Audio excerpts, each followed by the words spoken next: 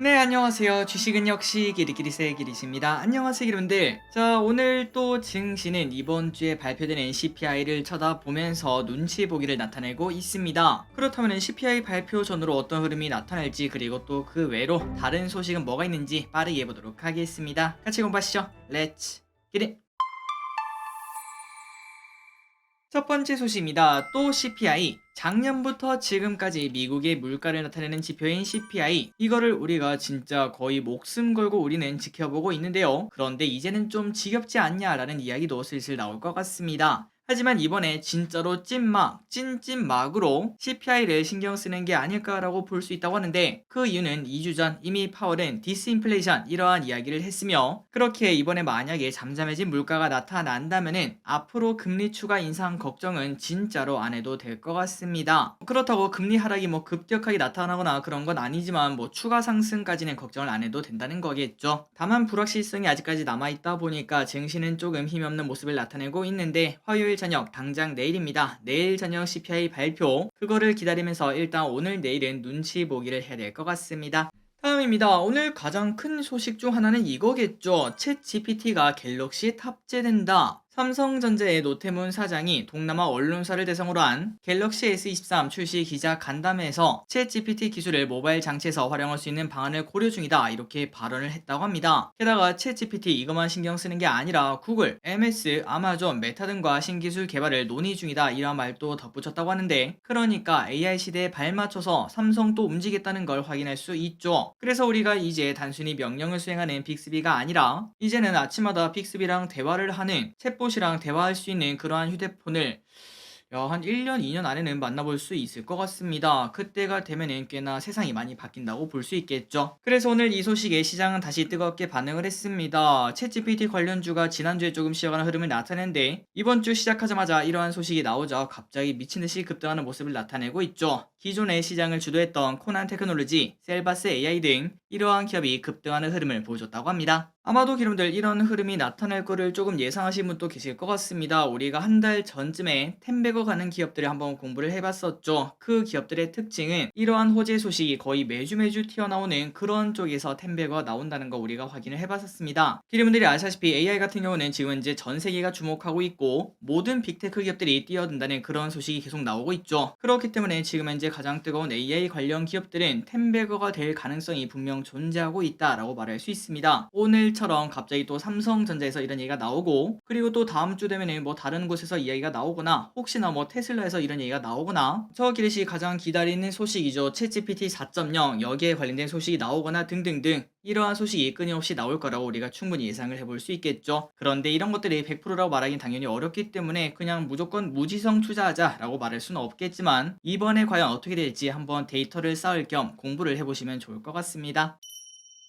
다음입니다. AI 반도체 직접 만들 거야. 최근에 챗 GPT, AI 등이 이슈가 되면서 GPU보다 AI 서비스에 특화된 반도체가 필요해진 상황이라고 합니다. 이 부분 우리가 여러 번 공부를 해봤죠. 그래서 지금 현재 빅테크 기업들은 AI 반도체를 개발하기 위해서 열을 올리고 있다는 소식이 나왔습니다. 여러분들이 아시다시피 지금 현재 AI에 쓰이는 반도체는 거의 다 GPU를 사용을 하고 있습니다. 하지만 GPU는 게임 그래픽용으로 개발된 것으로 CPU에 비해 상대적으로 저렴하고 대규모 데이터 처리에 적합해서 사용하고 있는 거지, 완벽하게 맞아떨어지는 그러한 반도체라고 보긴 좀 어렵겠죠. 텍스트나 음성 데이터를 처리할 때 효율성이 많이 떨어진다고 합니다. 그래서 이제 중요한 거는 AI용 반도체를 개발하는 게 중요한데, 새로운 시대가 열리는 이 와중에 손가락만 빨고 있을 수는 없겠죠. 그래서 애플, 마이크로소프트, 구글 등은 이미 자체 개발 AI 반도체를 활용을 하고 있고, 메타는 현재 개발을 하고 있다고 합니다. 또한 아마존 웹 서비스와 테슬라도 자체 개발한 AI 반도체를 공개하기도 했었는데, 여러분들이 확인할 수 있다시피 지금 현재 전 세계 빅테크 기업들은 AI 반도체도 직접 만들어 보겠다, 새로운 시장에 빠르게 대응하겠다라는 목표를 확인할 수 있죠. 그래서 우리가 최근 들어 공부했다시피 이렇게 AI 관련주 지금 현재 많이 급등하고 있어서 여기에 공부하는 것도 좀 좋겠지만, 그거 외적으로도 충분히 AI 반도체에 관련된 기업들, 이런 기업들을 우리가 지속적으로 파악할 필요가 있을 것 같습니다. 여기는 진짜로 빠르게 실적이 지키는 그러한 섹터라고 볼 수 있습니다. 다음입니다. AI 소식 말고 다른 소식을 보도록 할게요. 삼성전자 10년 만에 공격. 혹시 알고 계셨나요? OLED TV는 LG전자가, 그리고 삼성전자는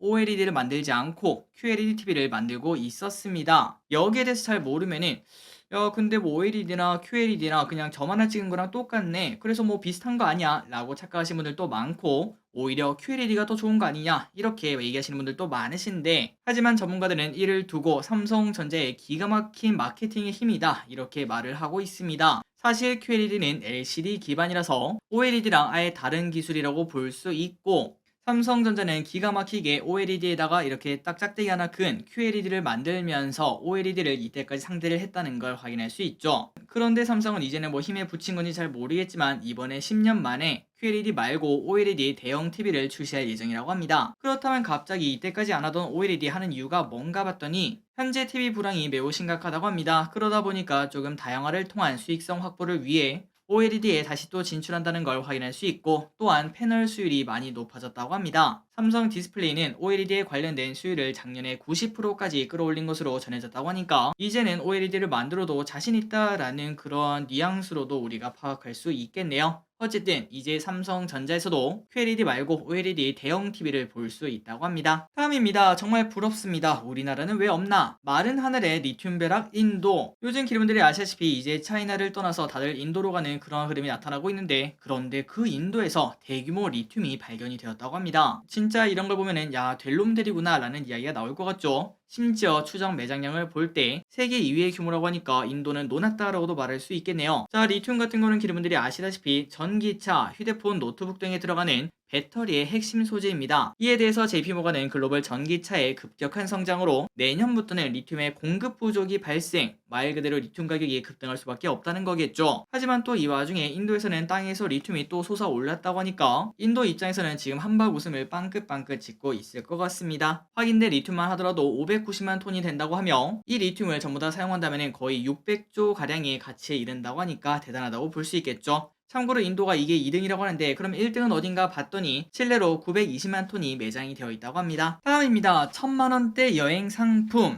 여행사들이 1000만원에서 2000만원을 호구하는 프리미엄 패키지 여행 상품을 최근 내놓고 있다고 합니다.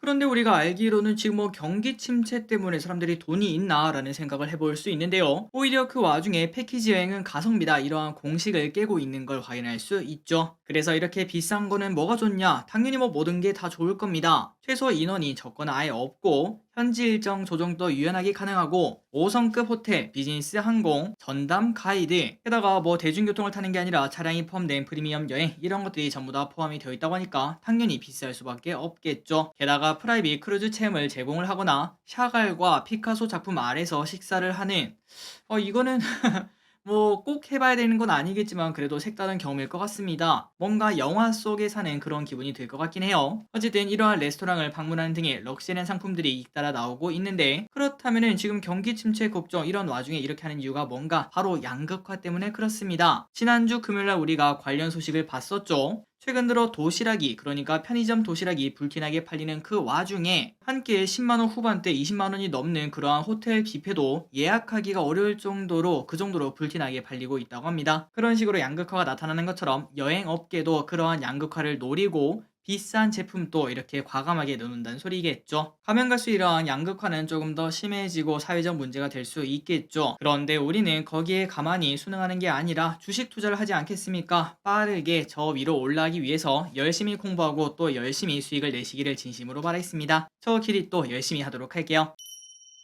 다음입니다. 현대차 블루링크 평생 무료. 가끔 우리가 핸드폰으로 차 시동을 거는 걸 볼 수 있어요. 특히 여름에 에어컨 틀 때, 그리고 겨울에 히터 틀 때. 그게 바로 현대 기아의 블루링크를 통해서 하는 건데, 한국에서는 차를 사면은 지금 5년간 무료를 보여주고 그 이후에는 유료로 전환되는 걸 확인할 수 있습니다. 한 달에 10,000원인가 그 정도 하는 걸로 알고 있어요. 하지만 미국에서는 블루링크를 평생 무료로 제공하겠다 이렇게 발표가 나왔다고 합니다. 뭔가 이걸 보면은 또 우리만 차별하냐 라고도 볼 수 있겠지만, 하지만 이렇게 뭐 블루링크가 공짜입니다 라고 한다고 해서 현대차 안 사려고 했는데 사야겠다 라고 하는 사람은 없겠죠. 그래서 새로운 고객들을 유치하는 그 의미보다는 데이터 확보를 위해서 무료 전략을 사용하는 거라고 볼 수 있습니다. 이렇게 블루링크를 하는 이유가 뭐겠습니까? 결국 나중에는 커넥티드카, 자동차가 진짜 그 진양철 회장 진양철 회장이 말했던 완벽한 전자가 된다라고 볼 수 있겠죠. 이제는 자율주행도 전부 다 이렇게 모든 게 연결되어서 움직일 거라고 생각을 해볼 수 있습니다. 하지만 우리나라 내에는 그러한 정보가 가득가득한데 미국에서는 당연히 그 정보가 많이 부족하겠죠. 그렇기 때문에 현대차는 이렇게 블루링크를 홍보하면서 나는 데이터를 챙기겠다라는 전략인 걸 확인할 수 있습니다. 하지만 그 와중에 현대차도 당연히 손해보는 게 맞습니다. 지금 현재 판매량에 손해보는 금액을 따지면은 1년에 거의 1,000억 원 정도의 손해를 본다는 건데 그 1,000억 원보다 이 데이터가 훨씬 더 중요하다는 소리겠죠. 이 또한 미래를 보고 현대차가 투자하는 결정이라고 말할 수 있습니다. 다음입니다. 테슬라는 오르는데 현기차는 왜 안 올라요? 최근 한 달간 2배 정도 오른 테슬라를 보면은 특히 부러워한 사람들이 있겠죠. 바로 현대차, 기아차 주주분들일 것 같은데 그러면 현대차, 기아차는 최근 들어 반등하긴 했지만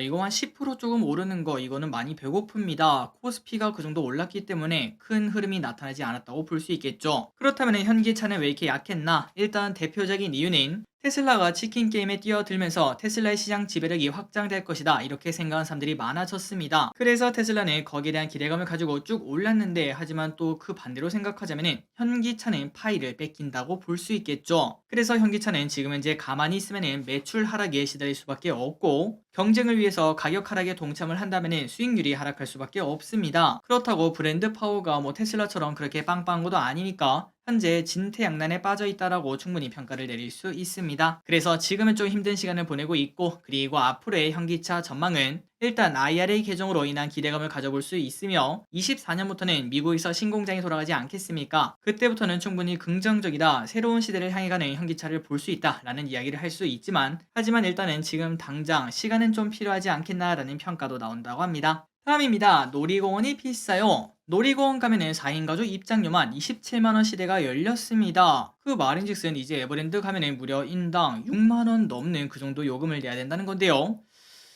이게 좀 부담되는 금액이라고 볼 수 있겠죠. 당연히 오를 수밖에 없는 시대지만 물가 상승률이 장난이 아닙니다. 그리고 이건 다른 얘기인데 저기 또 머리를 한번 자르려고 주변에 검색을 해봤는데 분명 작년만 하더라도 12,000원, 15,000원 이 정도 가격대가 있었는데 이제는 12,000원은 찾을 수가 없고 오히려 17,000원, 2만원 이렇게 오른 걸 확인할 수 있었습니다. 이제 머리는 어쨌든 자르긴 잘라야 되는데 생각보다 손이 안 나가는 그 정도 가격대라고 볼 수 있겠죠. 이렇게 오를 수밖에 없다는 거 알면서도 인플레 시대에 산다는 거는 많이 힘들다는 걸 한 번 더 느낄 수 있습니다. 다음입니다. 이번 주 공모주 일정을 한번 확인해 보도록 하겠습니다. 다들 아시겠지만 한 번 더 정리하자면은 일단 내일부터 오아시스 청약이 시작할 뻔했습니다. 그런데 자료를 만들고 이제 녹음을 하려고 하니까 오아시스 공모주 결과가 떴더라고요. 오늘 아침부터 이런 뉴스가 나오면서 상장하니 많이 이런 얘기가 정말 많이 나오고 있었는데 하지만 결국 철회를 했다는 소식 알려드리도록 하겠습니다. 공모가를 한 2만원까지 낮췄다면 분명 매력이 생길 수 있었지만 하지만 그렇게 낮추는 것도 오아시스 입장에서는 부담이 되었다는 거겠죠. 어쨌든 이렇게 처리가 되었다는 거 참고하시고 그리고 15일에는 AI 기술을 사용한 보안기업 센즈랩 16일에는 2차전지 탄소 나노튜브 관련 기업인 제이오 이 두 가지가 각각 상장을 합니다. 여러분들이 아시다시피 최근 들어 가장 핫한 두 개의 섹터죠. AI와 2차전지이기 때문에 아마도 따상 갈 수 있지 않을까 이런 기대감이 조금씩 나오는 것 같습니다. 게다가 이번 주에는 스펙도 두 개가 존재하고요. 과연 고금리 시대에 다시 또 스펙도 인기를 얻을 수 있을지 마지막으로 내일 IBK 제16 코스펙은 라이콤이라는 기업으로 상호를 변경하며 코스닥에 첫 발을 내린다고 하는데 과연 이 친구의 흐름은 어떨지 한번 보도록 하겠습니다.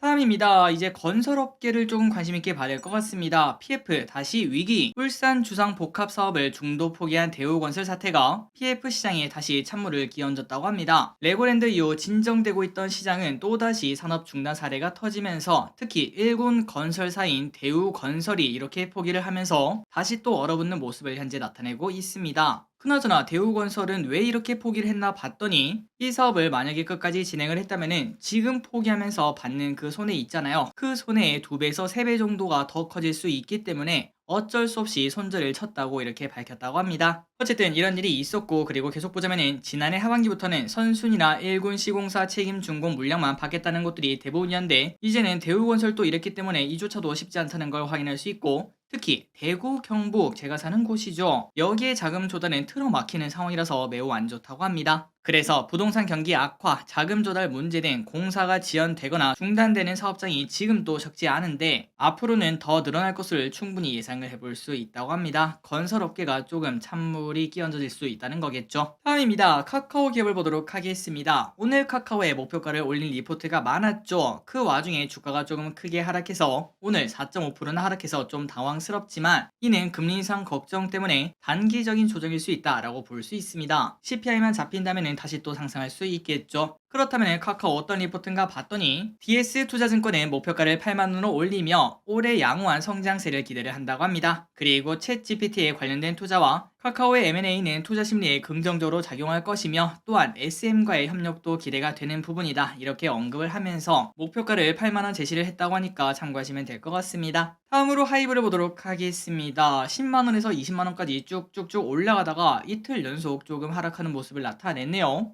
어쨌든 카카오랑 SM과의 시너지 얘기를 했는데 그런데 진짜 시너지는 요 녀석일 것 같습니다. 갑자기 날아서 SM을 꿰찬 하이브, 키움증권에서는 이미 완성형인 하이브가 이제는 무적함대로 가고 있다고 목표 주가를 17만 5천원에서 26만 5천원으로 대폭 상향 조정을 했다고 합니다. 그렇다면 이렇게 좋아지는 이유가 뭔가? 일단 SM을 인수하면 영업이익이 50% 정도 늘 것으로 본다고 하며 게다가 뛰어난 아이돌을 많이 보유하게 되겠죠. 처음에는 BTS였지만 그런데 지금은 그 뒤로 세븐틴, TXT, NCT, 르세라핌, 뉴진스, 레드벨벳, 에스파 등 우리나라에서는 완전 원탑급이라고 말할 수 있고 전 세계로 가도 이 정도로 유명하다고 이런 소리가 나오는 그 정도의 정말 많은 아이돌들을 보유하는 걸 확인할 수 있습니다. 이제는 진짜 BTS의 빈자리 한 2, 3년 있겠지만 그 빈자리를 충분히 채울 수 있겠네 라는 이야기도 할 수 있겠죠. 어쨌든 이러한 이유 때문에 하이브의 목표 주가가 크게 상향 조정되었다고 합니다. 다음입니다. 은행 또 털리나? 오늘 대통령은 은행 고금리로 국민들이 어려움을 겪고 있다며 금융위원회 대책을 마련하라 이렇게 지시를 했습니다. 그래서 지금 고금리 기조인 은행권에서도